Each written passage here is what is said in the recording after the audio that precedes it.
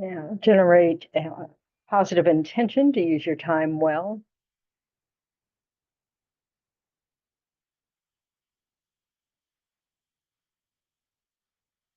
Take a moment to just rejoice that you have the freedom and opportunity to be here.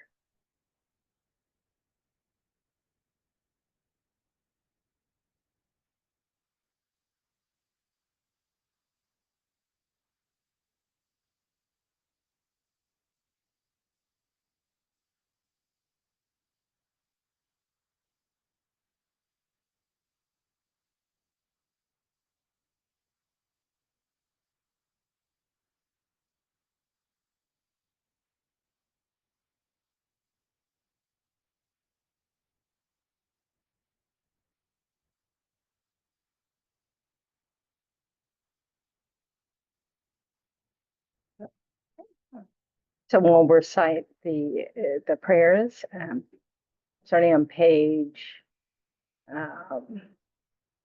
what 35.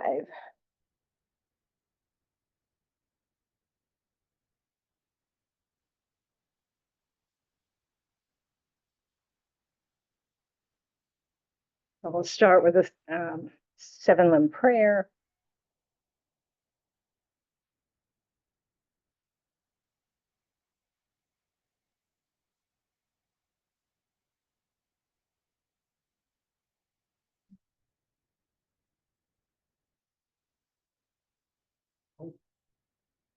Reverently, I prostrate with my body, speech, and mind. I present clouds of every type of offering, actual and imagined. I declare all my negative actions accumulated since beginningless time and rejoice in the merit of all holy and ordinary beings. Please remain until the end of cyclic existence and turn the wheel of Dharma for living beings. We dedicate our own merits and those of all others to the great enlightenment. And then page 98 for the refuge bodhicitta prayer.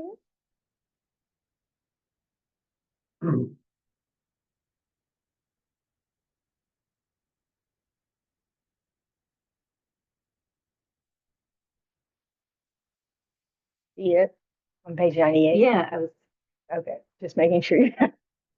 I go for refuge until I'm enlightened to the Buddha, the Dharma, and the Supreme Assembly. By the merits I create through listening to the Dharma, may I become a Buddha in order to benefit all sentient beings. I go for refuge until I'm enlightened to the Buddha, the Dharma, and the Supreme Assembly. By the merits I create through listening to the Dharma, may I become a Buddha in order to benefit all sentient beings. I go for refuge until I'm enlightened to the Buddha, the Dharma, and the Supreme Assembly. By the merits I create through listening to the Dharma, may I become a Buddha in order to benefit all sentient beings. Thanks, Nana. So last class for Thursday. So this is your opportunity to ask whatever you want. Perfect. And also for the rest of the month. And so this is the last Thursday for a little while.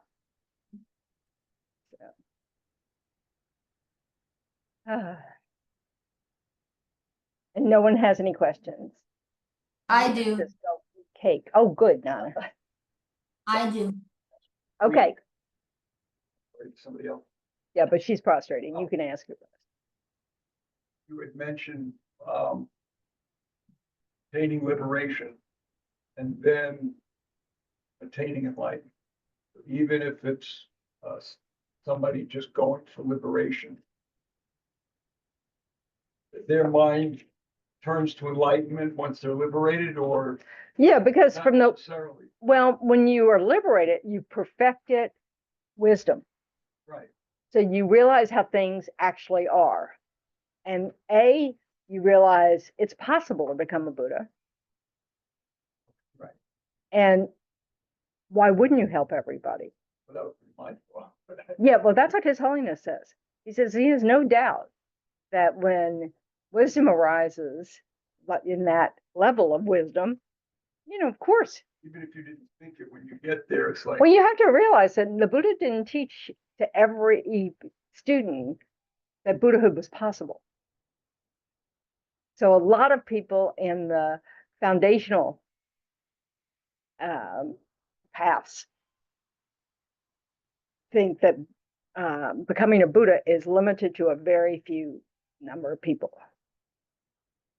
Their objective was to get. So the best they could do was to go to, that's liberation. Right. Yeah. So to stop this cycle of rebirth. So it's out of this belief that that's what the most you can do. So I think most of them feel like their teachers are enlightened, They don't necessarily believe that as the it's end. for everybody. Well, they don't think that that everybody's able to do that, So, We all have Buddha nature. Why would somebody, because it isn't enough to have Buddha nature. well, but if I know I have it, I know I have a chance to be it. What you know is that you believe it. Well, okay, I believe, not I know. That's all you know. Oh yeah, because that's where we are. It's just sort of like the foundation. I'm not even sure how they teach that in other traditions exactly. In the Zen tradition, it seems to be taught more, and don't quote me on this because I'm not an expert at all in anything for that matter. But, in the Zen tradition, it's the idea that you have many kinds of enlightenment. You'll just have sudden enlightenment, and it doesn't mean the same thing we mean in this tradition. They also believe you can become a Buddha, but the word enlightenment is used in a different variety of ways. So when you're reading text in other traditions, you really do want to check up that you're understanding their jargon as they're using it. Always points that out a lot. Yeah, because it's true. Right. A A lot of different meanings, same word across even just different schools. Across all the schools. Right. When you study tenets, it just kind of, which is the beliefs of all the different Buddhist schools, it almost drives you nuts because it's sort of like, okay, now which school are we talking about? Okay, they don't use this word, they use that word, and they use this word, but they mean something entirely, because inherent existence is used in all of them, and they all mean something different.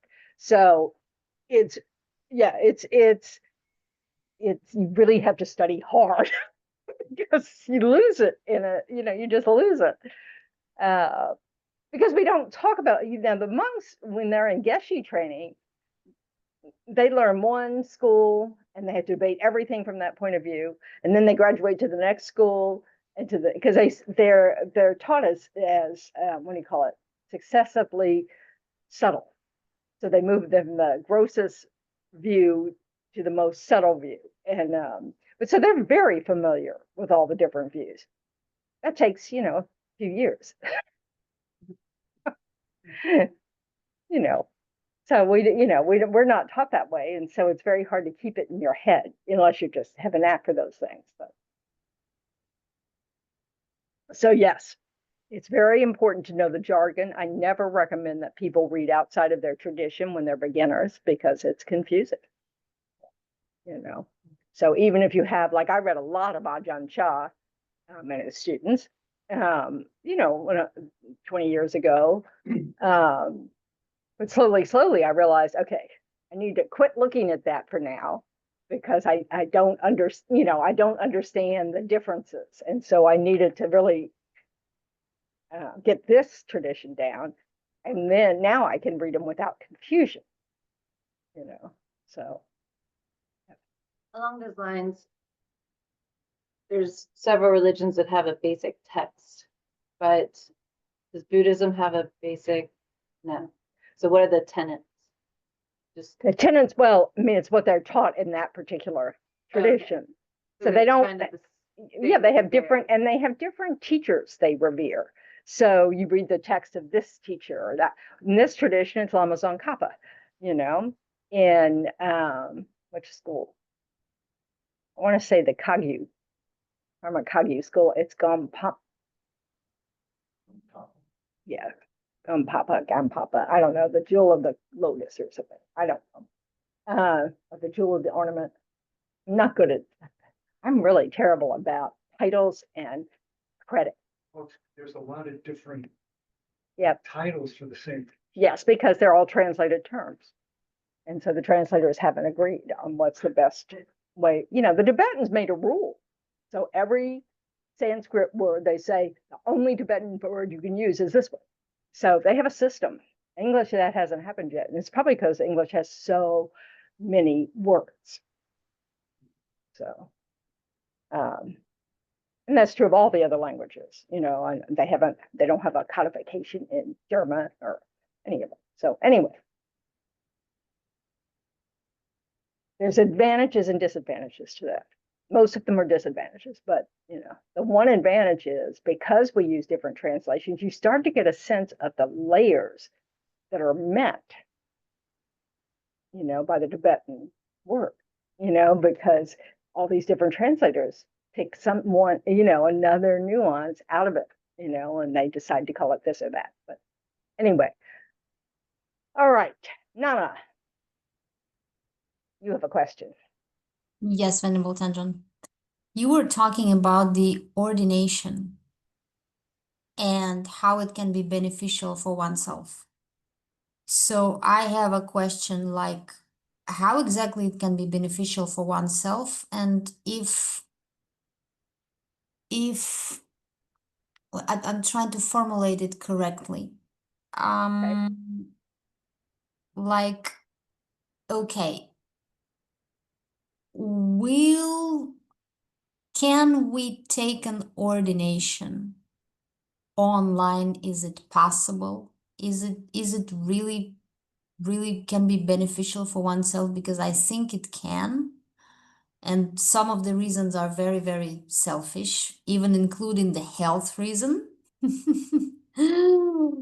And I really, since you've been advocating for that, I really wanted to ask you that. I don't remember ever advocating for that. So there you go. Being ordained makes Dharma practice easier in the sense that you basically announce to the world, this is my only priority.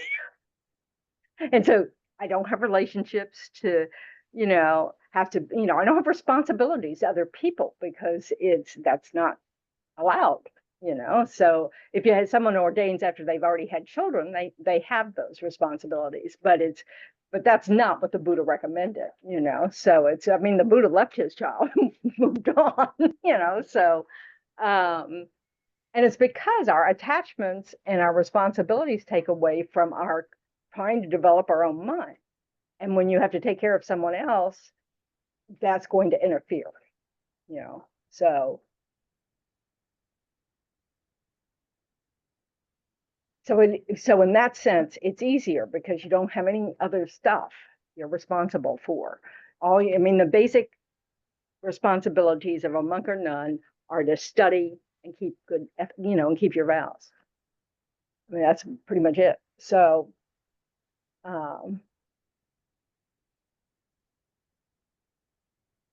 lay people often take, the 5 pratimoksha vows, which is, no killing, no stealing, no sexual misconduct, no, what's the other one?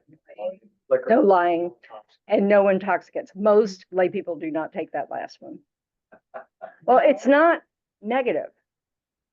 What we have to remember is drinking alcohol is not a negativity. It's not like lying or stealing or sexual misconduct or whatever the other one is. I can never remember a complete list. I remember 3 out of 4, or, whatever. What's the first one? Killing. Thank you. Okay, so, but intoxicants are not recommended because when you're intoxicated, you tend to do all the other things.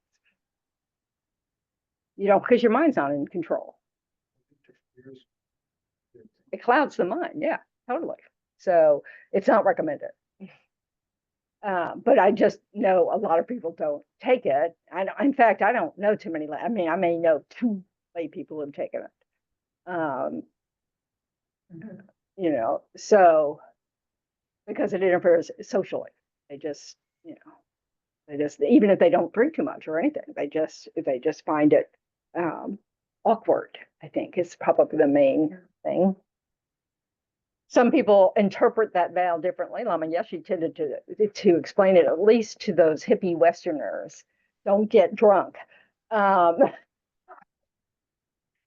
don't think that's what the Buddha meant, because the Buddha says no more than what fits on a blade of grass. So yeah, none. Yeah. So anyway, okay. So that's a good place to start, are those vows. You know, and that, I don't know if, you know, Lama Zopa Rinpoche, you know how he had a recording for precepts, for 1-day precepts for people to use. Or the Mahayana. Yeah, the Mahayana 1-day precepts. I'm not sure if he also recorded, he may or may not have recorded one for refuge and the lay vows. So you could look up, see if that exists. I do know that people like Venerable Rabina, Amy Miller, have permission to give refuge and lay vows over the phone because of their work with prisoners. Okay. I So, took a refuge with Venerable Rubina several times, and I took my lay vows with her. So okay, so you have those. So that's an excellent place to start. I You know, now monks and nuns vows, I don't think you can do that except in person. except in person. Yeah. Now, the aspiration to do it is also very meritorious. Right. You know, and so you could ask Venerable Rabina, you know, like, okay, if I want to become a nun when I have the opportunity, what do you think I should be practicing now? Because they're Rabjang vows, which are the, you know, sort of like the preschool vows to novice vows, are 8 vows. So they add things like, I think, not wearing jewelry, shaving your head, I think, and maybe the food vow. Now that's a whole different thing. Can you tell me more about the food vow? I'd have to read it to be certain I'm not making it up, because I never took Rabjang. Okay. So, you know, it's like for nuns, it's generally, you know, you don't eat at inappropriate times, nuns and monks, which means away from the Sangha if you have the opportunity to eat with Sangha, you know, you don't. All the traditions seem to interpret it differently. Okay. You know, like at Plum Village with Thich Nhat Hanh, it was you always eat with Sangha. You know, so you eat breakfast with the Sangha, you eat lunch with the Sangha, and if you take dinner, you eat that with the Sangha. Not everybody Okay. took dinner. Other traditions, I think the Chan tradition in China is much more strict. You know, they don't eat after noon. And basically they say the safest thing to do is never eat after 11:30, Mm-hmm. Yeah. because it's all, you know, that's regardless of daylight savings time, all that stuff, you're in that safe bet. And so you don't eat after that until you're elderly. And then they, you know, because of your health, they help people do that. That's the thing, because I'm taking the Mahayana vows, and Every day. they're not permitting the eating after lunch. But since I'm having some health issues, I need to make some adjustments. Yeah. It's better. That's an excellent way to do too. I know lots of people who just took the Mahayana precepts every day. And if for their health, they would just They- modify that part, the food part. They just say, except when I take my medicine, or except when I, you know, blah, blah, blah. Because the main thing is that you're committing to a promise, you know, that involves not following your cravings, not just eating because you feel like it, that it's just, so it's like that. That's another good way to start. Okay, it's very Check actually. up with Venerable Rabina. So, because she's your main guide. So She Yeah. is, she was, she is, and she will be. But Yeah. now I have you as well, so yeah, there no, we I go. know. Yeah. Thanks for the question. Yeah, but anytime we even just aspire to take vows, we want, like Bodhisattva vows, they even have this thing that's aspiring Bodhisattva, and then they have engaging Bodhisattva vows. And that was where you have a long list of things to try to do and not do. But aspiring Bodhisattva vows are that you really are genuinely making this promise that you are going to try to develop bodhicitta and that you want to be able to take the Bodhisattva vows at some point. Okay. And those you have to take from a master. So you have to take those from a teacher the first time. I don't have the permission to give them. I have permission to give refuge. I do not have, and I'm in the lay vows, but I don't have permission to give that other thing I just said, Bodhisattva vows. I'm really out of it tonight. Sorry, I'm just, as you know, I'm familiar with this, but the way you said refuge seemed very light. And what is giving It's not light. refuge? Okay, Jack, there's the booklet on refuge up on the shelf, on that, I think in the for sale shelf, one of those little thin things.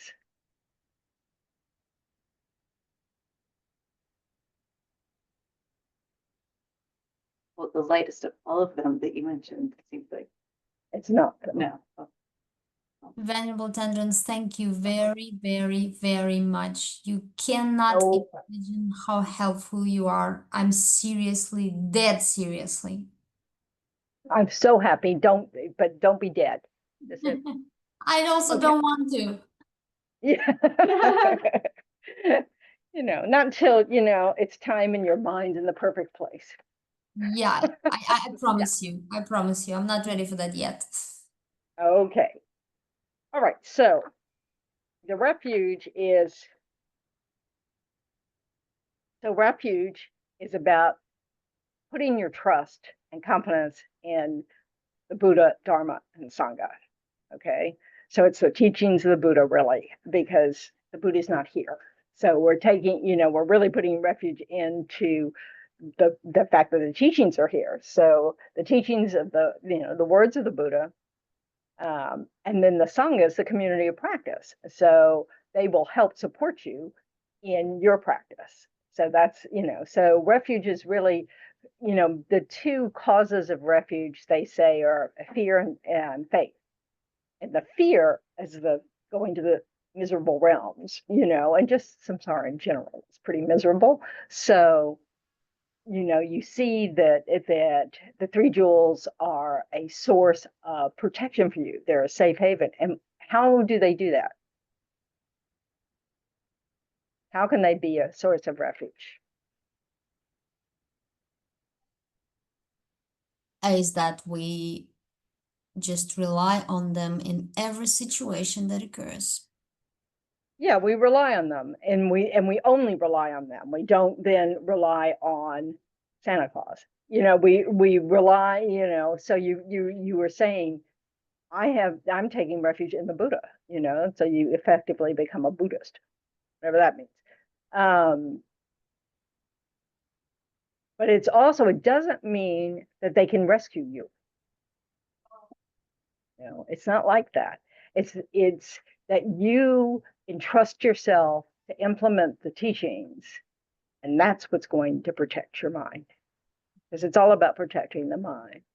And you're also taking refuge in the resultant refuge, which is your own Buddhahood. Now that usually comes later. The resultant Buddhahood comes later. But I mean, your confidence that you will, if you follow this path, will become a Buddha. You have to study a lot before you're going to be convinced of that. And people can take, you shouldn't take refuge right away. if you're new to Buddhism, you should wait, you know, and so it's a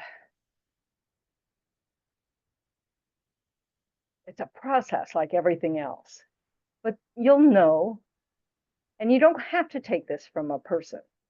You know, when you read the Liberation of the Palm of Your Hand or the Lam text that's probably in the Presenting the Path, they explain a way to take it from your own altar. The advantage of taking it from a person is just, you know, then you've spoken it aloud to someone else. So, and there's some commitments. So you don't take refuge from the depths of your heart in other sources of refuge, like you wouldn't do it to Jesus Christ. You know? So, although a lot of people just combine the two, because I mean, I personally see Jesus Christ as like, you know, the best example we have of a bodhisattva. But, you know, it's just, you know, like I remember when my teacher, one of the students in Australia, you know, asked for the refuge and lay vows, and she really wanted the vows because she thought it would really protect her behavior. And so he agreed to give her the vows, but he said, you already have refuge, because he had a strong Christian faith, you know, but in an unusual move, he decided to give her the lay vows because he could see that it would help her in guarding her body, speech, and mind.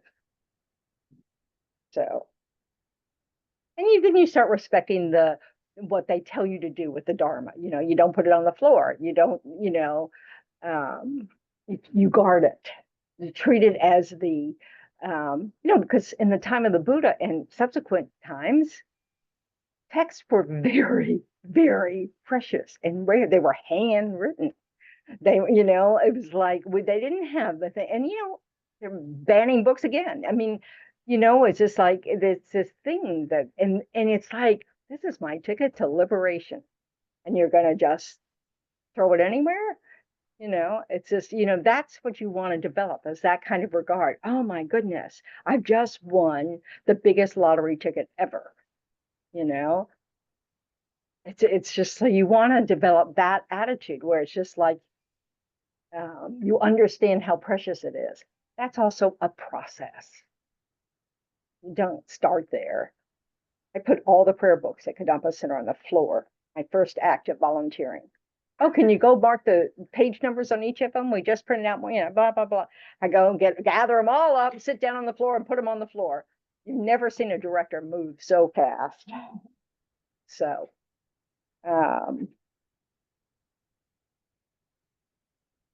so they say that the benefits of keeping the commitment for refuge are that you will never fall to the lower realms.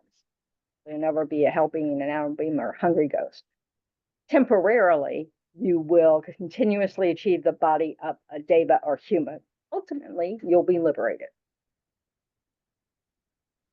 So, if you, and these, oh, I should correct myself. These are the protecting the lay vows. You know, you should try to make offerings as often as you can. You should regard every member of a member of the Sangha, as being the actual Sangha. That's referring to monks and nuns, as seeing that the actual refuge of Sangha is the Arya beings. They've realized emptiness. They're on the path of seeing or beyond, you know. But you're supposed to treat ordinary Sangha as if they were that. I mean, like, Lama Rinpoche would not step over a newspaper because the letters are used in the Dharma. Anything that had to do with language, he was very respectful for. And the Tibetans won't recycle Dharma. They only burn it. They imagine all the words come off the page, go up, you know, just like prayer flags, you know, in the wind. And so you're burning blank paper. I can't do that personally. I in this day and age, in this world, I can't do that. I recycle things. They don't even burn images. They put them in high places like the tops of trees and stuff, so nobody walks on them. Um,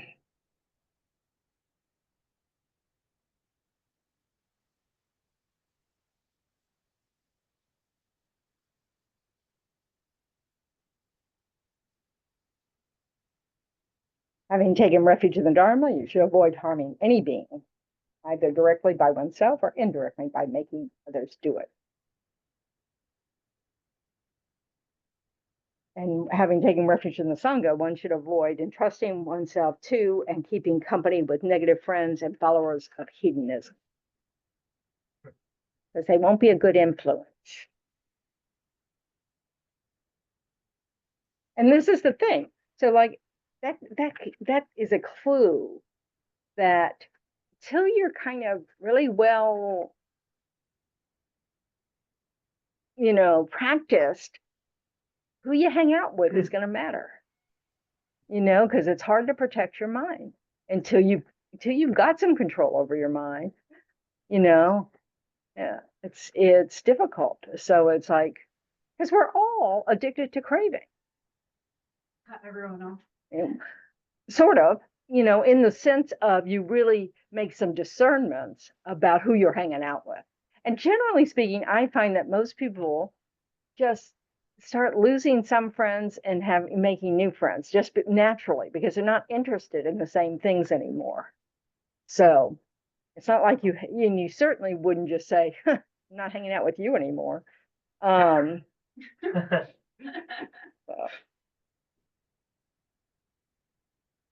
There are 4 points to the practice of Dharma. One should rely upon holy beings, listen to the holy Dharma, and after correctly comprehending, that's a big point, after correctly comprehending, follow the Dharma and practice it. One should not let one's senses become excited. That is, one should control the senses when in danger of creating negative karma and take as many vows as one is capable of taking. So there you go. Have a compassionate attitude towards sentient beings. When eating or drinking regular food, you always try to offer the first bite to the Buddhas and Bodhisattvas and all those holy beings, teachers. Yeah. You make 3 prostrations in the morning and night to the 3 jewels. Now, the person you take refuge from, you're kind of seeing them as a guide. So it kind of shifts your relationship a little bit.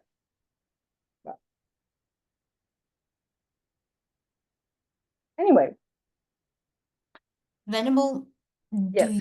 do you think it's possible to make these adjustments when you take the Mahayana precepts about the food, like except I'm as Yes. taking medicine? Yeah. Like Venerable Elsa in Australia, she led Nunes every year for Sakadawa. So 8 Nunes in a row that ended on Sakadawa. And so you take the precepts every day for that. And she would tell people who were participating that if you have some restriction that you simply can't do that, you just have to keep that in mind. You don't, or some people don't even take the food vow because they can't do it because of their health or medications or whatever. But better to take it as far as you can take it. Okay. Okay. So, and the main one is that you don't eat just because you want to. Exactly. You have you just, blah, blah, blah. That's really, said for those precepts. Anyway. Thank you. Okay. Yes. Thanks. Might Yeah. try that tomorrow. Sorry. Okay. I was gonna ask about relationships with people, because that's something I'm struggling with, Okay. whether or not I should just keep someone in my life or not. Yeah. We talked about that a few weeks ago. So Yes. yeah, it's tough. But what I was gonna ask specifically was, someone doesn't respect my time.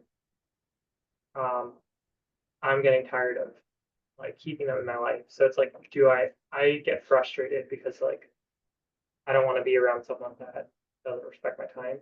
So why would you keep them in your life? Like there's like so many good things, but then there's like this one Oh, thing. then you have to look at yourself. Yes. Yeah, that it's not about them. because you like them. You know, they have this one thing that irritates you. You've got to really look at what that says about you. I've been trying to, and I like ruminated about it yesterday for like way too long. So, Too bad. but I have OCD and obsessive tendencies. Yep. So you have to, so okay, so you know that about Yeah. yourself. So feeling like they don't respect your time could very well actually be saying, I have to keep to a certain schedule. You know, you're messing with my plan because you're OCD. So you have to tease out, you know, and say, like, take responsibility for your frustration and quit thinking she doesn't respect or he doesn't respect my time.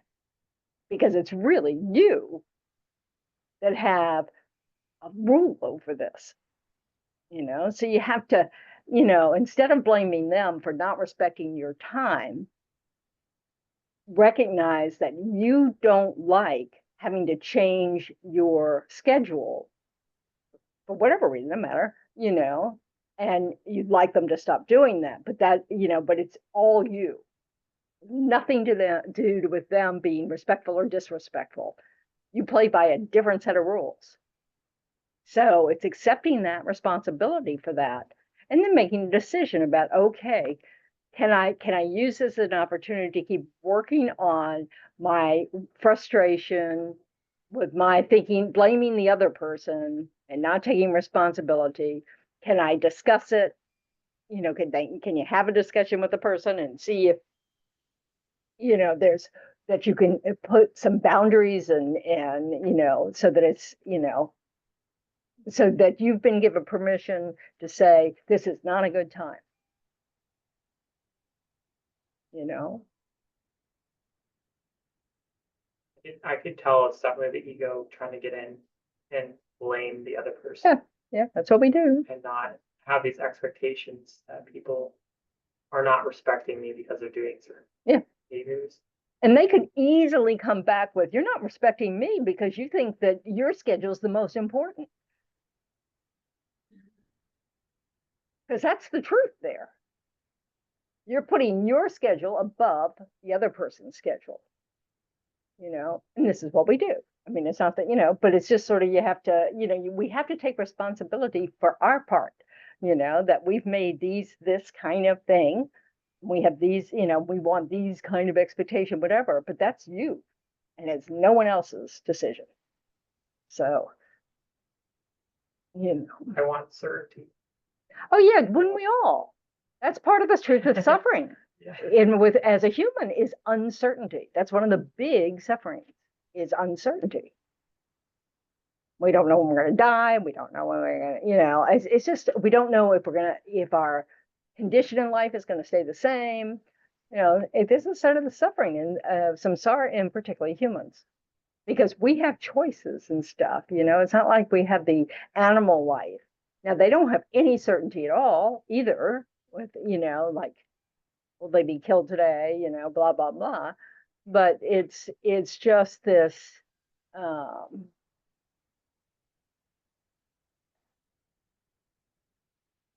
Wanting certainty and being able to get it are two different things. One is impossible. The other is our habit. And that's what impermanence is all about. You know, really reflecting on impermanence, that expecting certainty is a fool's errand. There's no possible way. It doesn't exist. It's just not possible. Yeah. Ironically, this morning when I got up, I set an intention. I had something that was pressing for work, and my intention was to be self-confident. And then, ironically, like when you read something about self-confidence, taking confidence in the Buddha, and I came across this quote from Shantideva about being confident. Self-confidence should be applied to wholesome actions. But along the lines of like uncertainty and certainty, I feel like confidence is somewhat being certain, but we can never really, No. I don't know, my mind's all like, No, I know. And this is the thing. That's what we kind of hold in our culture. We're very outcome oriented. We're very, competitive, all this kind of stuff. And so what confidence really is that you have the confidence to handle whatever comes up.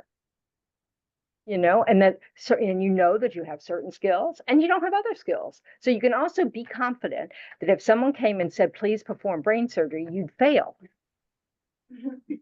So if you want that kind of certainty, go for it. But, it's just, it's this unrealistic view of the world. The world is not certain. Life in samsara is not certain. There's no certainty here. And I feel like self-confidence is somewhat, well, it's self. And it's like, yeah, so that's I just feel really like confidence. arrogance and That's different. like Confidence and arrogance are not the same. We all know we are good at certain things. And we have some confidence about that. Like I keep trying to impress on people that you have Buddha potential. You should have confidence about your worth and everybody's worth. We're all valuable because we have the potential to become Buddhas. So, now that doesn't make us Buddhas. It's just, and so it's just this thing. We all have learned many different skills so we can have confidence that we're capable of learning. We've all trained ourselves in new things that we thought, oh, I'll never get this, but we did. And that doesn't mean we're going to get everything. It just means that we have abilities, And so we rejoice in people who have abilities that we don't have at all because we probably rely on them in some way. I am so glad that we're not still having to cut down the trees to build our little hut, because I would fail miserably. And I'd probably hit every finger with the hammer, and don't even mention power tools. my brother just put a nail gun through his finger. Yep. I wasn't allowed to touch power tools. My father said, oh, but because if you hurt yourself, you will never get married. So I wasn't allowed. And so hence, I have no abilities in that arena. So chauvinism takes all sorts of forms. It's really pretty funny. So confidence isn't arrogance. When you realize your confidence is bordering on arrogance, you have to work on that. Arrogance is a negative, destructive state of mind, and it's a lie. There's always going to be someone better than you at something. There's also always going to be someone worse than you at something, and what's important is that we need to have a realistic sense of what we can do, Oh.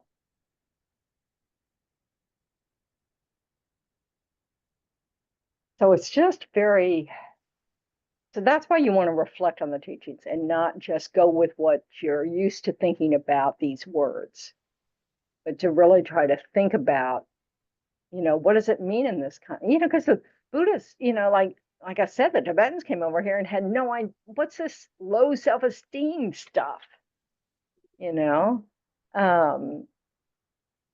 they have this confidence in their Buddha potential. I mean, I'm sure not all of them do, and I'm sure it's changed since they've had to move to the West. But it's, it's just that we need self-respect. I mean, we don't want to emphasize the self so much, but just like we should respect others, we need to respect ourselves because we're part of the same family. We're part of the same group. Do you think that's because they see that potential in each other?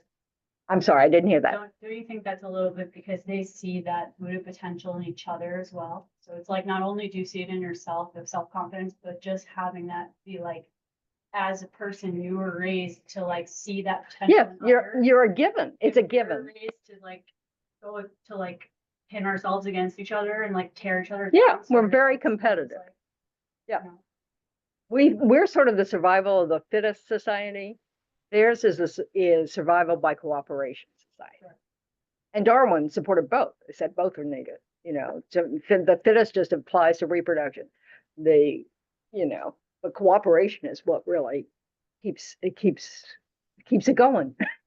So, and they're a communal society, and I think communal societies are different. They have, they tend to respect their elders because they're all, they see them all. They're all involved in all this kind of stuff. They don't separate themselves into little independent units. When we had Tibetan nuns come visit one time in Raleigh, they're trying to, give them their rooms or whatever. No, they all sleep in the same room. They can't stand it. All the monks do that too. It's like, why would we want to be separate? So it's just a different society. So I want my own room, right? yeah. Oh, Westerners, just you get a bunch of Western nuns, because they're all adults by the time they're ordained. They're not ordaining at 7. They're not ordaining at 18. They're ordaining at 40. And it's like, we need our space. When I went to get my full vows, yeah. I mean, easy. yeah. When I took my vows in Taiwan, first I went to a nunnery to take the training vows, the Shikshamana vows, and I realized that the nuns live in this dormitory room. There must have been, I don't know, maybe 20 bunks, and so they caused quite a racket when they were getting ready for bed and all that, all that kind of stuff. But this thought of having their own room, only generally abbots or abbesses have their own room because they have lots of responsibilities. But it's just so it's just a different culture. So, and they had guest rooms, for visiting people, and so we had 2. We only had to share it with one other person, or maybe 2, depending. But we got beds too, when I was there for my full vows, and I was there for about 5 weeks, there were no mattresses. There were no, It's just wood. it's just wood. That's like mess up your neck. No, no. I could never we also had blankets and stuff, and I could never do it right. But oh well, I got yelled at every morning. Can't you see the difference between your stack and my stack? No. They're much more precise.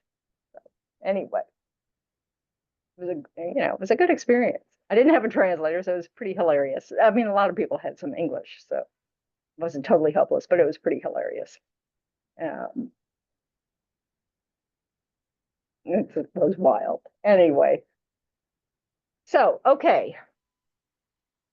Other questions? This is your opportunity. Go for it. Since we were speaking about numbers, I'm turning 41 this month, and my mom gave me this necklace about 41 and how this is like an amazing number after 40 days and nights in the desert. And like that's when like life changes, or anyways. And then, with Christianity, it's like the Trinity, and there's 3 jewels here. So Yep. are there numbers like what is with 3, and are there any like Buddhist numbers that are special? 3, 7, 21, 108, 108, yeah. 21. I don't know. I mean, those 49? just 32. 49 for the days of the 32 Bardo. and 80. Huh? 32 and 80 marks of the Buddha. Oh yeah. So like if you look at the index, like in Liberation in the Palm of Your Hand, when you get to 3, there'll be a long list. 4, there'll be a long list. So no, I don't think there's a particular number. I don't think it's like the Trinity. I think though it's interesting that there's the Trinity, there's the 3 jewels, and I'm sure there, similar things in other world religions. And so I think that's very interesting that there's just these kind of similarities. Why wouldn't there be? There's a text called the Number of Discourses. Yes. The ones, the twos, the Yeah. threes. In fact, one of the whole series is all in numbered. Things that where the Buddha gave 3 explanations. You know, but you know, it was an oral tradition. So this was a clever way to help people remember it. They didn't have books, you know, nothing was written down. Most of them didn't write. My teacher never learned how to write Tibetan. He knew how to read it. He did not learn how to write it. They didn't teach it in the monastery at the time. So he's His Holiness, that same age as His Holiness. Anyway, What you said, liberation of the palm? Liberation of the Palm of Your Hand. That is Pabanka Rinpoche's commentary, the great treatise on the path to enlightenment, which is on Kappa's text, which is a commentary to Lama Atisha's lamp on the path to enlightenment, which is about 3 pages long. Right there. Open hand. Always point with an open hand. Don't ever block the Dharma. Ah, So, Yeah, there were all the long rims are right. yeah. okay. So for a long time, Liberation of the Palm of Your Hand was the only one translated into English. And Pabanka Rinpoche was a big teacher, and you know, around turn of the century, the 1900s or something, I think, 20, you know, between the 19th century and the 20th century. I think it's from, did a 24-day. He gave the teaching on it. It's a transcript of it. His teaching, I think it was in the 40s. I don't know. I don't, yeah. Yep. But it was. So would that new series that he's done with the 9 books be considered a long run? Like who's done? His Holiness. His Holiness the Dalai Lama and Thubten Chodron. Yeah. Yeah, it's a commentary on the Lama. Yeah, they're all commentaries on Lama and Chenmo. 9 volumes. Yeah, well, it's actually 10 now. I'll probably be a couple more.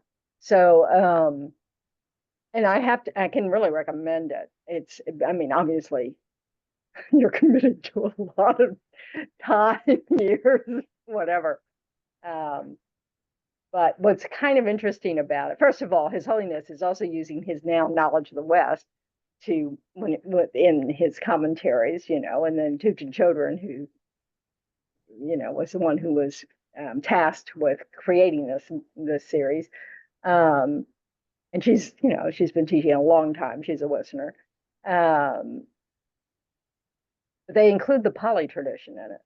So if you, you know, which is really helpful. So if you know, don't, you know, it's because they're different schools. And so it's kind of nice that it's in there. And Thubten Chodron did most of that. His Holiness doesn't have that knowledge, but she did all the research on that. So, but that puts things in context. And it also helps you not have this superior attitude about, oh, we're in the better tradition. You know, we consider our view correct, but the Buddha taught both of these traditions. I mean, it's not, you know. And could we be wrong? Don't look at me.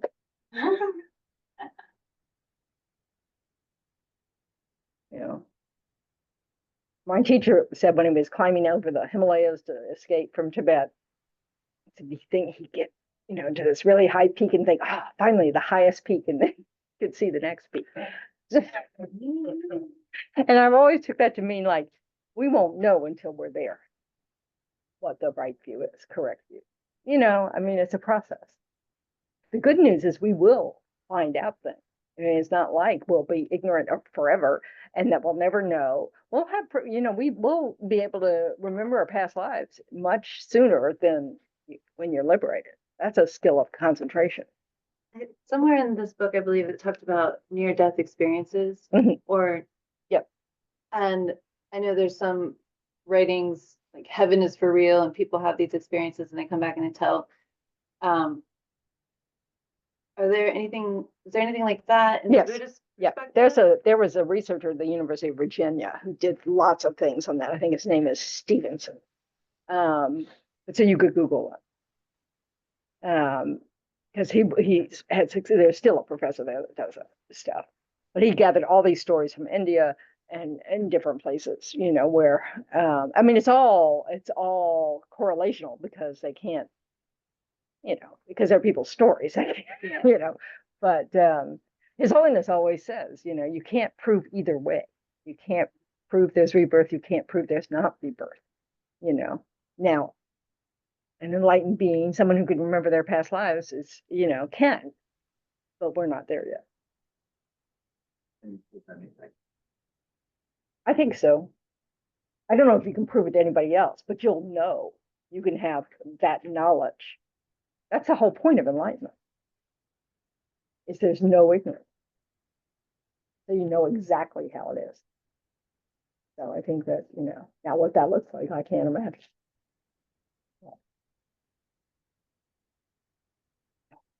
This isn't, uncertainty does not go forever. It goes for as long as we're in samsara. That's why the Buddha has 4 fearlessnesses. I mean, omniscience. You don't not know anything. That's the meaning of the word. Now, do I know if that's true? No, I don't know that's true because I'm nowhere near any realizations. I have confidence, though, that an enlightened being would have to know everything because of the way we describe the abilities of an enlightened being. The fact that they know that everybody completely, so they can help you exactly, precisely. Well, anyway. Yeah. I think that's interesting. Because I feel like I know when I can help someone. It's like intuitively. Yeah. It's the same thing. Well, and one of the, no, not the same thing. And it's because now it's no longer intuitive. You actually know. You know all the things you need to know in order to know, you know, exactly. And also, I mean, I was just reading the text today because I'm reading, I don't know, one of those volumes from His Holiness's text. We're talking about intuition isn't always correct because it's based on your karma. You know, so yes, we have the ability for intuition, but it's a process too. So it's like, you know, and eventually we don't even have to rely on intuition. We'll actually know. So, but we need to be careful about just trusting our intuition because we can be wrong. You know, because we don't have all the knowledge. We, you know, it's not that we don't have clues in the world, because we do, because we've been around for a while. We have experience. We can kind of, you know, all that kind of stuff. And so sometimes we can sense when we can help someone, but sometimes we're just wrong. I've experienced that. Hmm. I've done a lot of work myself. And I've been able to tell when I meet someone if we had past lives together. Yeah, well, you could be wrong. Well, that's the point. We don't want to get to where we think before we've had realizations of emptiness that we actually know. We need to be very cautious. It's not that I'm saying that you might not have sufficient experience, you know, to have clues and that often they're correct. I'm not saying you're, you know, but this sense of knowing that to be true, you really have to have pretty high realizations and you have to have calm abiding. That's what gives us clairvoyance, is calm abiding. That's the ability to put your mind on whatever object you want to for as long as you want to, no matter what else you're doing. And you may have had it, all of us have had it in previous lives, but we lose it. It's not something that just goes from one life to the next. You have to, you know, it's more than that.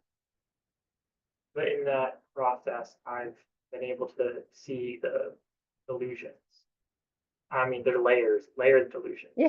Well, I mean, you know, so you're making, I'm not, you know, that's great progress.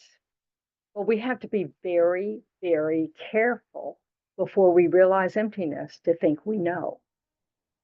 Well, I don't think I know. I know there's another layer there.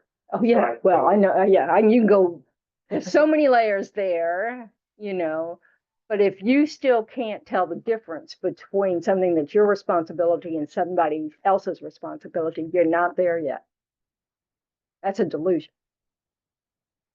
You know, and we need to really get that we have a ways to go and that the direction we're taking hopefully is in the correct direction, and we're doing the right things for it, but arrogance can get in our way. And thinking that we do know, we become an upside down pot where nothing goes in because we think we already know. And that's dangerous. You know? So it's really important to just stay open. You know, doesn't mean that you don't act on what you've learned, you know, because it's a process, isn't it? So you just don't want to go cross the line into thinking, now I know. You know, because I think the realization of emptiness is a very precise experience that it will change your perspective on everything because it completely obliterates the foundation of all of our delusions. You know? And so I think anybody here has had practice in the past, or you wouldn't meet the Dharma again. I mean, it's just, you know, that's what they teach us. It's like, you know, we're just building on karma, like you said. And yeah, I think we meet people that we do have a strong karmic connection with. I think most of the people we meet, we have some karmic connection with. Otherwise, we wouldn't meet them. You know, and that's what karma ripened in this life, is to meet these people. You know, so, but you know, it's hard to question the fact that best friends have some karma together. You know, I mean, of course, and it's a positive thing because they have a good relationship in this life. You know. So when you have a relationship with someone, but then you work on yourself, you work on the karma. I don't know how in Buddhism, working on the karma, what that means, or if that's even a thing. Working on the karma, you can't change karma that you've already accumulated. You can, through purification of the mind, where you regret, you have a remedy, you resolve not to do it again. You can cause a karmic imprint or seed, or however you want to look at it, from being able to produce a result. You can't get rid of the seed until you realize emptiness. You know, that because the foundation for all of our karmic acts come from our ignorance. You know. So this is all mental. You know, so we say seeds and blah, blah, blah. You know, it's not a seed, but it's a habit. It's a, you know, that kind of thing. So, and it's not permanent, you know, like what we do as an ordinary being in every life, you know, we can work on a different, but we don't necessarily carry it over. But the stronger you are at it, the more resolve you have, you know, you're likely to carry it over. It's just, you know, it's just like, you know, you see differences in kids. They have, you know, my brother was generous from the time he was born, you know, it's just, and clearly he had that strong habit. So. That's interesting. And I felt the same way. Compassion. Yeah. I had a lot of compassion as a child, you know. And then I hit puberty and it all went out the window. Yeah. I was just wondering what is the thing that you said, like, we need to have like clairvoyance? We don't need to have Or clairvoyance. the thing that It's a creates- side concentration, calm abiding, sometimes called serenity. What other translations have I seen lately? Single pointed concentration. But it is, what it means is you've now reached the level. It's like, you know, there are these stages of meditation that develop your concentration. And the final thing is calm abiding. You have to go through all these stages and then you hit calm abiding. And calm abiding is this ability to place your mind on an object and never lose it. You know, you can get up and go for a swim, you know. I wanted to ask about cheating somewhat, as far as like the ability to concentrate, like taking Adderall to help you really concentrate, or like he said with past regression work. I've looked at meditation centers. They're like, oh, we'll do past regression, or like reaching out to psychics. I know there's an oracle for some, For his but holiness, yeah. yeah, but my former beliefs were that's witchcraft, don't do that. Or like, is there, Well, the Tibetan teachers I know say pretty much most of that stuff is bogus.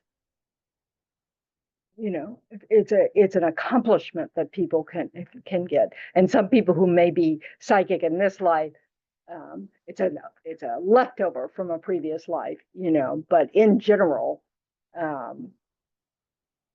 you know, I mean, good grief, they're all over the place. I mean, you know, it's all, you know, so you have to be skeptical. You have to really, because we are very susceptible people. You know, our minds are very susceptible, and people can guide us pretty much in any direction that they're skilled at. So, you know, it doesn't mean it's all bogus. It just means that a lot of it is. And so we don't want to rely on that until we can rely on ourselves, because it's from within, you know, when we can actually remember our past lives, not due to someone guiding us there, but because we have the strength of our own concentration. And then nothing is preventing us. The whole reason we can't remember is because we have obstacles, you know, and the biggest obstacle is distraction. We just simply can't hold our mind long enough to remember. We can't remember anything because we get distracted. You know, it's like, why can't I remember the word, you know, whatever? I mean, I can't even think of the word that I was going to remember. But anyway. until you leave the room and then you're like, Oh, yeah. Oh, but that's due to a lack of concentration. It means I really wasn't thinking about it, you know, clearly. And then, you know, I was distracted. You know, so then I can't even remember the thought before that. You know, I mean, you know, we're just all over the place when we're distracted.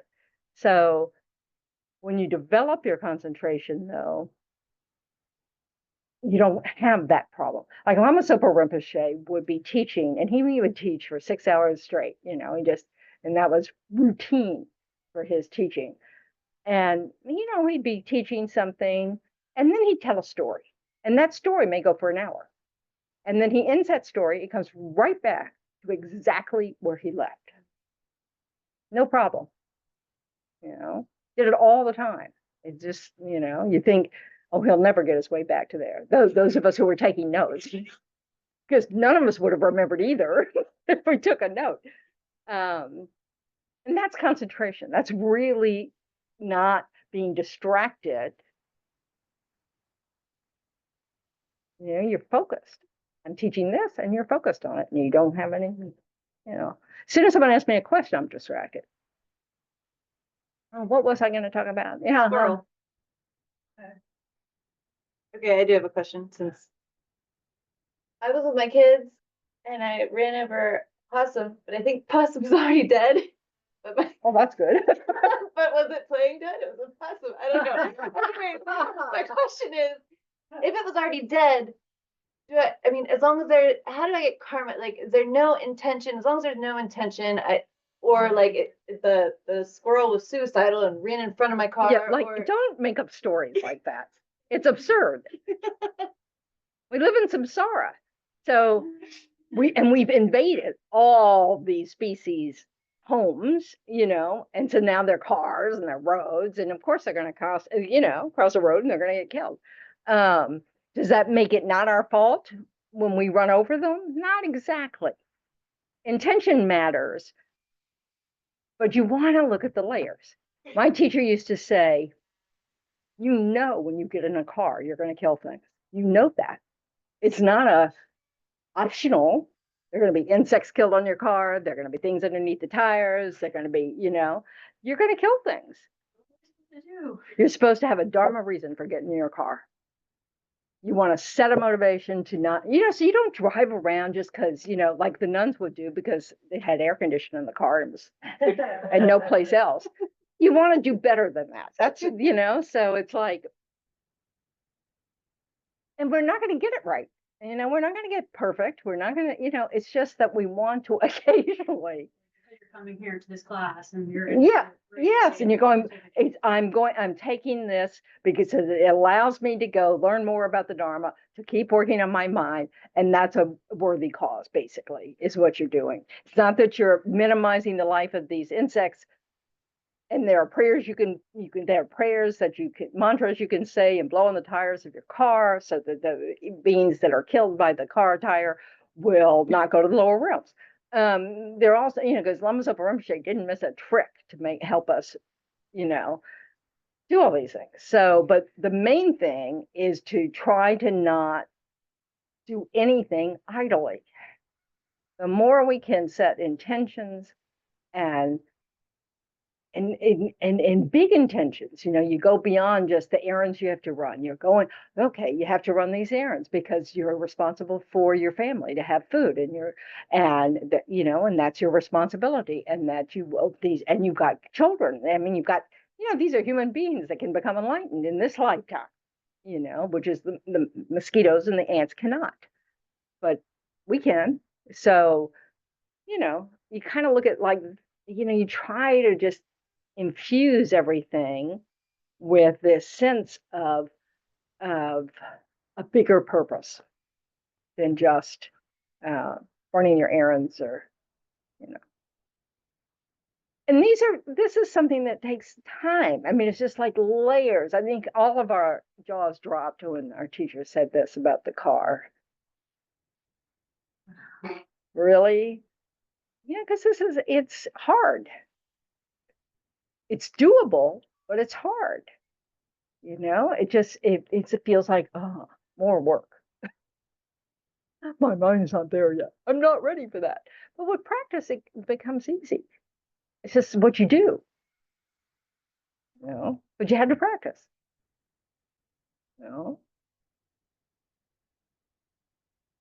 Fun, isn't it? This subject, if we do kill something, even though it was not our intention, we know we did it. So do an instant purification, or yeah, and you can regret at it. the end of the day, cover all the things you've done. Well, I'm of the habit of saying like 7 Om Vajrasattva Hums whenever I make some sort of mistake, so I'll remember it. That helps me remember it at the end of the day, because we don't always have time to do anything really at that time. But so the way you would regret an unintentional killing, is to say, to really regret the fact that you're born at a time where the stuff we use to get around is deadly. Cars are lethal weapons, and that, blah, blah, blah.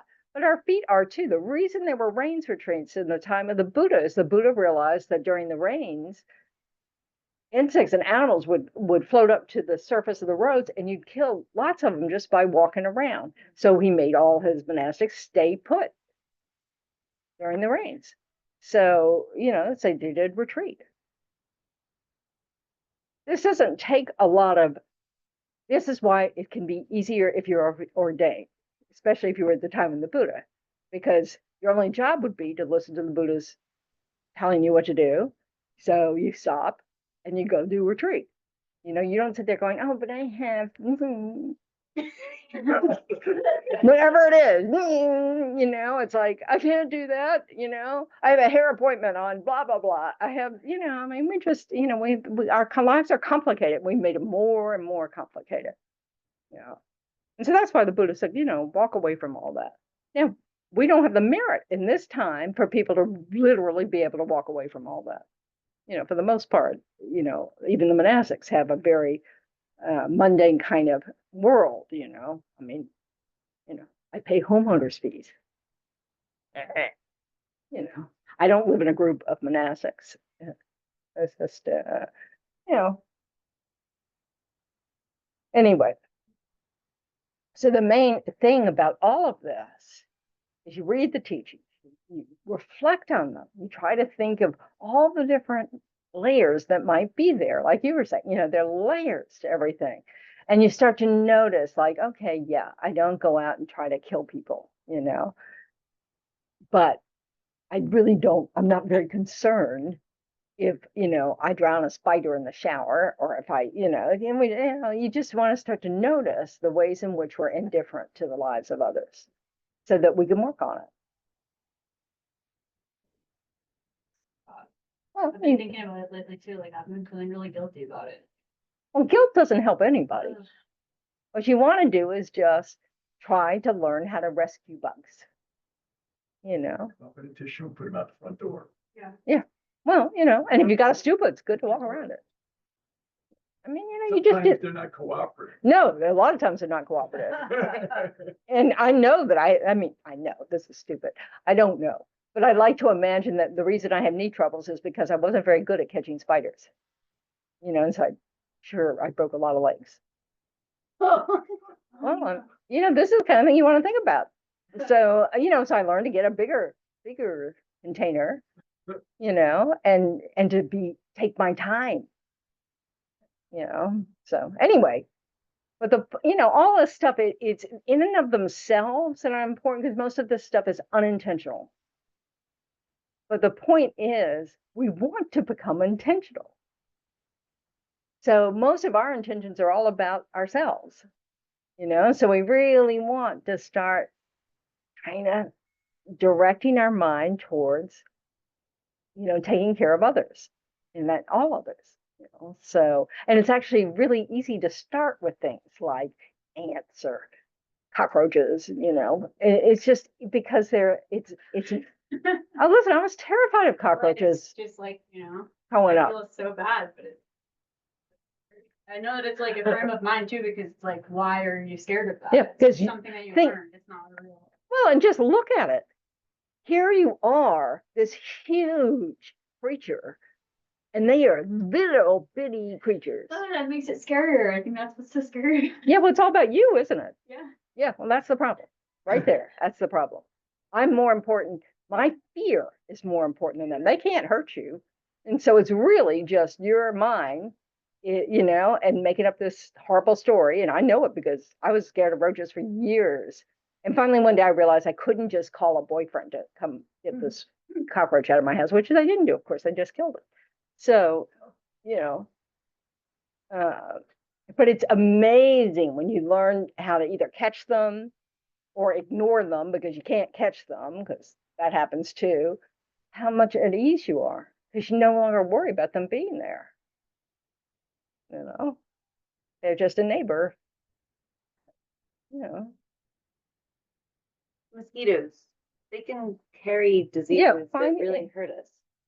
Yeah, well, you have to think about that. If you're going to some place that has lots of malaria, you want to think about that. If you're still planning on children, you need to worry about Zika. You know, you have to know these things and take care of yourself. I mean, it's not about an all or nothing thing. It's that you want to think about it. You know, Amazopa Rinpoche used to, you know, just sit in his room and take his donka off and just feed the mosquitoes.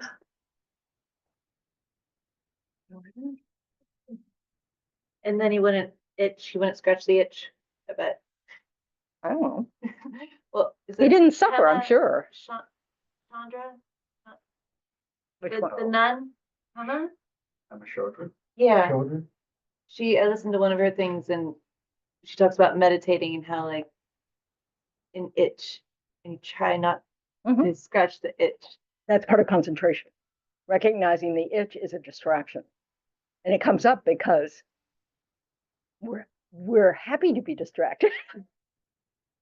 So, you know, yeah. I mean, it's just like, it's not like there's something inherently wrong with scratching the itch. It's just that it's a distraction. What you're trying to learn to do is not be distracted. So it's like you learn that you can tolerate the itch, or you can tolerate, like, you know, people get very good at not responding to the cough reflex. And that's quite a skill to just be able to just realize, okay, I just need to quiet, relax these, and whatever, the muscles, whatever it is you're relaxing, and the cough won't take control. For the vow of silence is Not the the vows cough in meditation. You don't want Oh. to disturb others or yourself for that matter. So, because it's just another distraction. I'm terrible with the coughing one. You know, I don't swallow well, and I've gotten worse since my surgery, and so now I have coughing fits. But oh well, not a big deal. So this can all seem like this huge list of rules, when actually what it is an opportunity to start reflecting on things in new ways. You know, it's just a matter of trying to think, be very inclusive in your thoughts and just really explore how many things we ignore, a living thing that we ignore. How many things do we just not take into account? And just to work on it with our minds. It's not, you know, you're still going to get in your car, you're still going to kill lots of insects, you're still going to do all these different things. And sometimes you're going to run over a possum, you know, and it's just, you know, and that's part of samsara. The possum can't be run over if they didn't create the cause. That's no excuse for running them over. It's just, you know, it's all interdependent. You know? Don't worry, you'll be a possum next time and It was just, they'll run over I you. didn't see it, and I pulled in, and he's like, "Mom, you ran over a possum." I'm like, no, what are you talking about? And then it backed up. So I Oh, yeah, didn't see it. good. That's it. Oh, Yep. Yep. Oh, well, that was not your best move. You know, so anyway, but it's just, you know, we need to understand that this is all about mental training and not get caught up in, you know, like, okay, you think you're ever going to go through this life not killing things? Of course you're going to kill things. So we need to learn what to do with that information. You know, so, you know, and it's just another reminder to be mindful when you drive. And it still won't prevent everything. It's just that it's helpful. So anyway, all right, we're almost at the end. So any die-hard questions left? Mm. Yep. Dependent arising. Uh-huh. What would you like to know about that? I still don't know if I really, Well, explain it to me. well, that we don't live alone on this planet and we need each other to have food or clothing or And so how does the food come into existence? some farmer. Oh, you- Planting seeds, I mean, Okay, so planting seeds. And what do those seeds depend on? and on the weather Yeah, or someone plowing. Yep. Or so and everything is like that. so that's the Where'd the whole- farmer come from? His mama. What do you His mean? mama. Yeah. And it's not just his mama, his father. So his body is created by his parents. That's depends. So you're here in dependence upon your parents, who are here in dependence on their parents. Yeah, follow me. Yep. And all phenomena exist like that. They are dependent on causes and conditions. They're dependent on parts. You know, they're dependent on language and conception. I have trouble with phenomena. Phenomena is just a word that means all things. Everything that exists is called a phenomenon. Phenomena is plural. That's it. And it doesn't mean unusual or. No, it's just, outside no, of- it's literally anything that exists is a phenomenon. That's what they use. That's their jargon. We're not talking sci-fi here. It's an unusual phenomenon. Yeah, What's that other word they always use? Huh? There's something with an A or something. An anomaly. anomaly. That's a really unusual phenomenon in Star Trek. Yeah. Dependent arising is how we exist. An inherent existence It doesn't exist. because we're Everything One is- second to the everything's a next result second. of dependent arising. Because everything has a cause, has causes. Inherent existence, you wouldn't need a cause.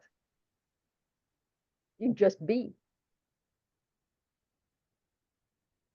It doesn't make any sense, but we actually hold things to exist that way.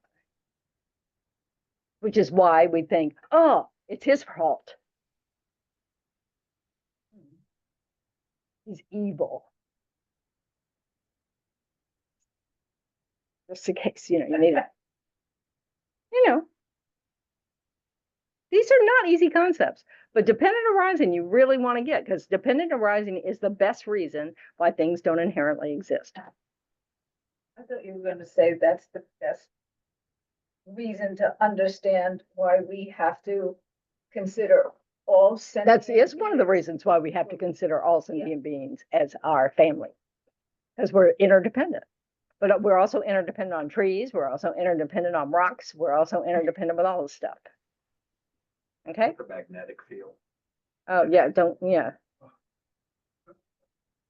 But who knows? We could be born in another universe and none of that stuff holds true. So, but it'll be different stuff. It'll still be a dependent arising. And it will depend on all those causes and conditions. Where we're born depends on karma and past action and the mind at the time of death.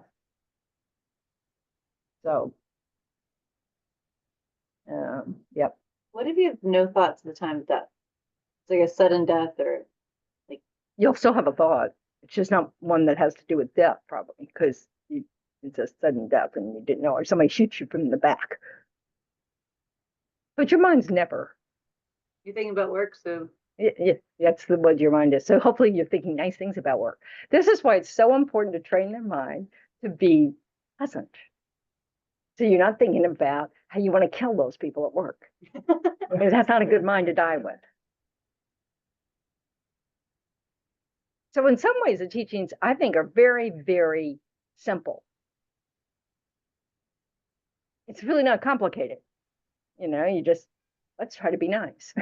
Let's try to be helpful.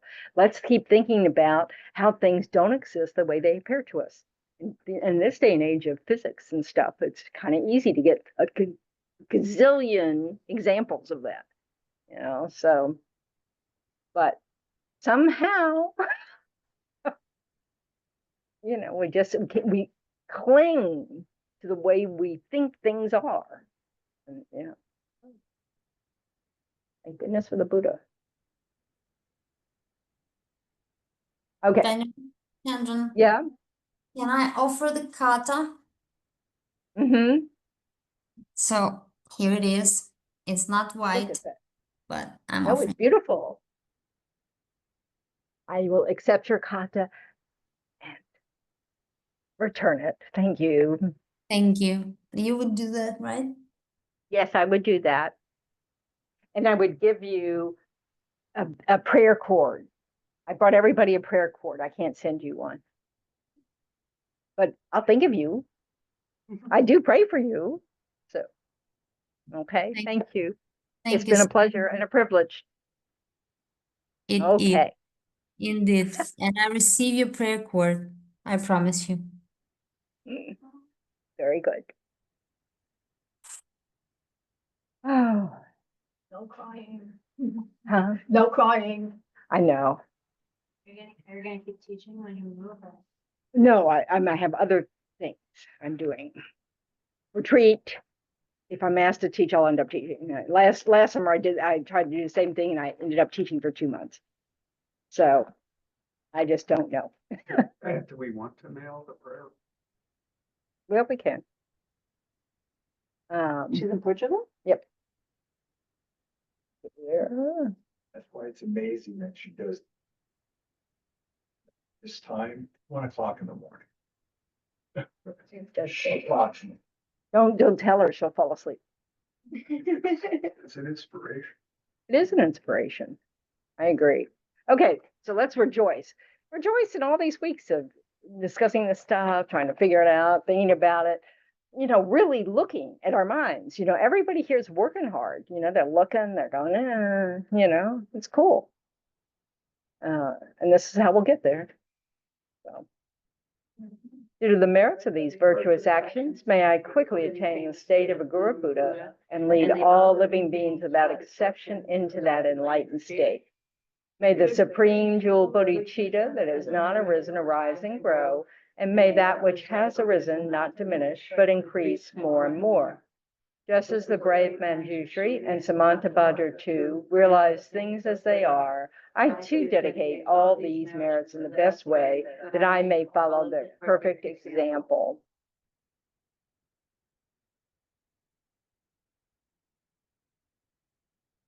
That work? No.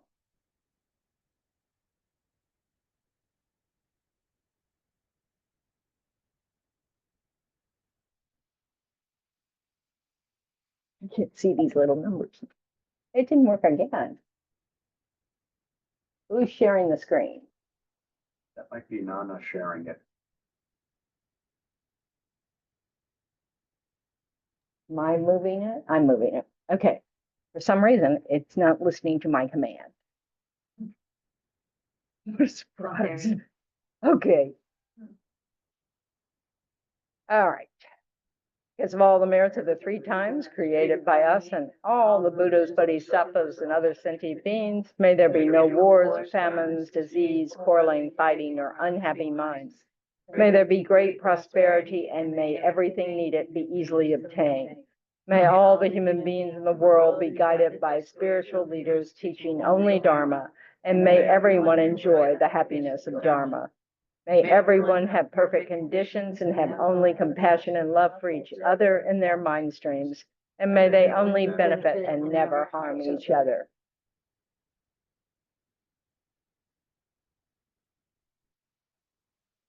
What's the next page? 244? Yay, work this time. I'm worried about this computer.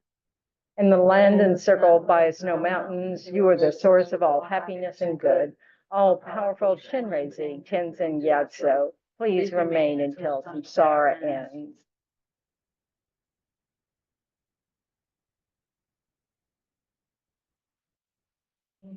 Fearless teacher and assembly of the children of the victorious ones, Shravakas and Pratyeka Buddhas, Victoria's Losam father and sons, along with the lineage masters, all the objects of refuge of infinite lands, please bestow the virtue and goodness of accomplishing this prayer here and now, holding and spreading the Muni's precious and complete teachings through explanation and practice. You wore the armor of patience that is never discouraged.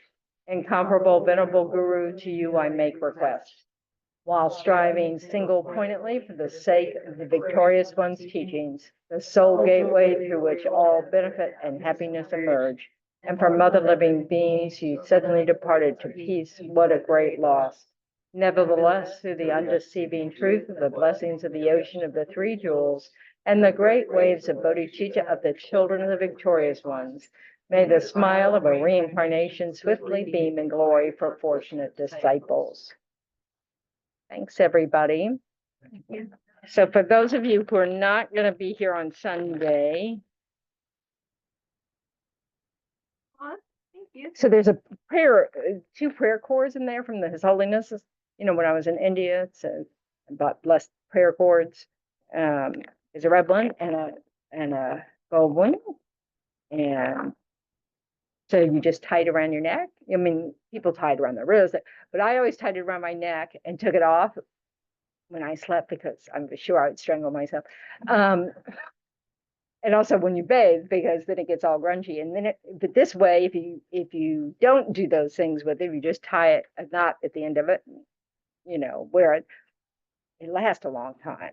So that it just holds the knot in it. There's a knot when you look at the cord. It's holds the prayers. That's their tradition. So, and here's one for Krishna. Oh, thank you. So you want some for your kids? I don't know. I mean, it just depends. I think they can wait. I would think so too. Yeah. Thank you so much.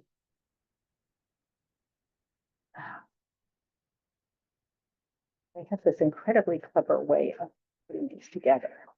Thank you so much. You're welcome. So, anybody else want prayer cords? Huh?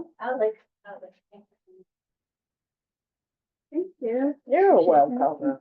We have 10 puppies. Are Thank you you. welcome? You have, would you like one? Sure. Okay. Thank you. Anybody need one for somebody else? That's so amazing. Does each one have a different meaning? No, they're just, I don't know, millions of prayers have been done over them. Wow. So, um, Are you gonna be there Sundays? Yes, You just wanna get practice? yeah, because I'm trying to figure this out. Okay, somebody help her. It goes like this, like that. Yeah, that's right. Don't hand it to her. Sorry.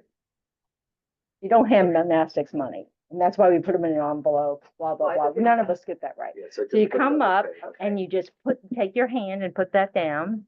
Yes, and then you offer the kata correctly, because you did, because it's open to me, Yeah, and I just give it back. Okay. love you. Thank you so much. You're very welcome, very welcome. Here, Oh, yeah. you want an extra one? Okay. No.